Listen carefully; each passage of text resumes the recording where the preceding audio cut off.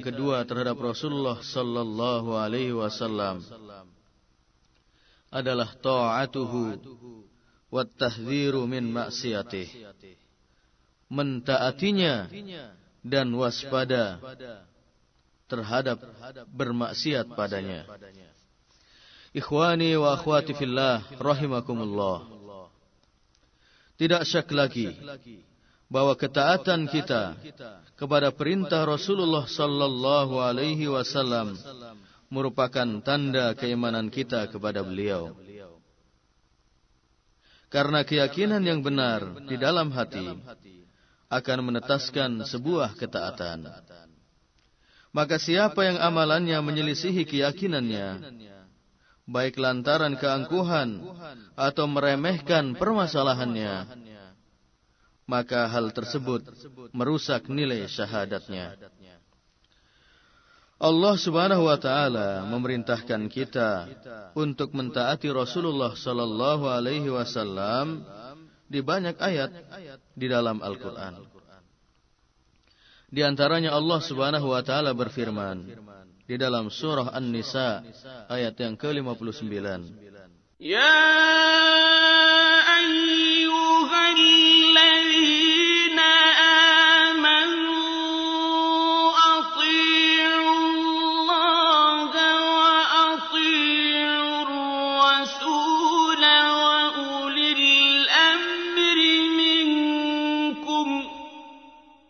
Wahai orang-orang yang beriman, taatlah kalian kepada Allah dan taatlah kalian kepada Rasul-Nya dan kepada ulil amri di antara kamu. Mentaati Rasulullah sallallahu alaihi wasallam akan mendatangkan pahala yang agung dan rahmat-Nya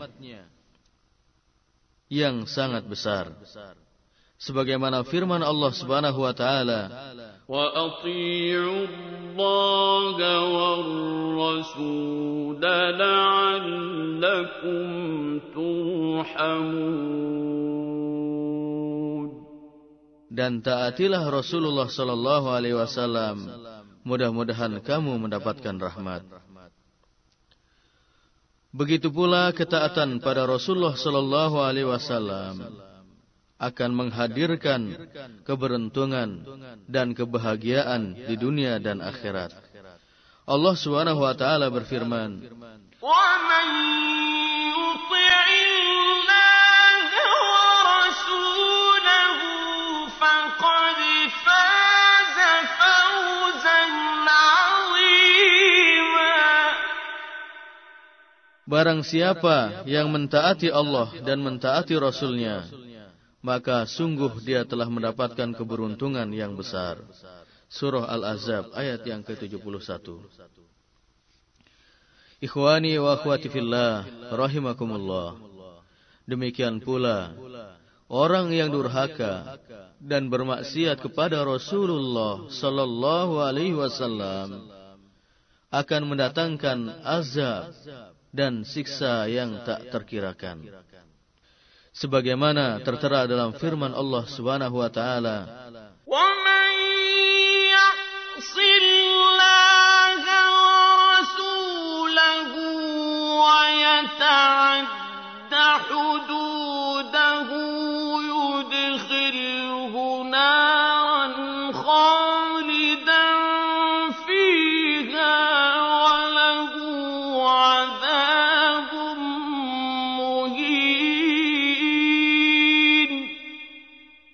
dan barang siapa yang mendurhakai Allah dan Rasul-Nya dan melanggar ketentuan-ketentuannya, niscaya Allah Subhanahu wa taala memasukkannya ke dalam api neraka, sedang ia kekal di dalamnya dan baginya siksa yang menghinakan. An-Nisa ayat yang ke-14. Lihatlah bagaimana pedihnya siksa dan azab yang diderita oleh orang-orang yang mendurhakai Allah dan Rasul-Nya di dalam neraka. Penyesalan dan aduan mereka diabadikan Allah SWT di dalam Al-Quran, sebagaimana dalam firman-Nya, Ya laitana ata'na Allah wa ata'na ar-rasula. Alangkah baiknya andai kata kami taat kepada Allah dan taat pula kepada Rasul. Surah Al-Ahzab ayat yang ke-66. Ikhwani wa akhwati fillah rahimakumullah. Ketaatan kita kepada Rasulullah sallallahu alaihi wasallam adalah sebagai bukti ketaatan kita kepada Allah. Jadi sebagai utopis, hanya ibarat panggang jauh dari api. Jika kita mengaku mentaati Allah, akan tapi kita menyalahi perintah Rasulullah sallallahu alaihi wasallam, maka terkadang kita tidak habis pikir dengan adanya kelompok yang menamakan dirinya sebagai inkarus sunnah, yang mengingkari as-sunnah. Kemudian mereka berprinsip hanya berpedoman kepada Al-Quran saja, tanpa mencontoh Rasulullah sallallahu alaihi wasallam. Maka bagaimana kita akan beribadah kepada Allah Subhanahu wa taala dengan tata cara yang benar?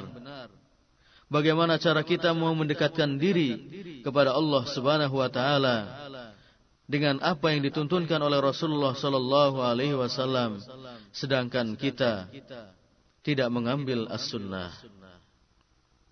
Padahal Rasulullah sallallahu alaihi wasallam pernah bersabda, "Shallu kama ra'aitumuni usolli." Salatlah kalian sebagaimana kalian melihat aku salat. Dapat kita bayangkan bagaimana solatnya seseorang yang tidak berpedoman kepada as-sunnah. Begitu pula Rasulullah sallallahu alaihi wasallam juga mengingatkan kita tentang masalah haji. Khudhu anni manasikakum. Ambillah dariku manasik kalian.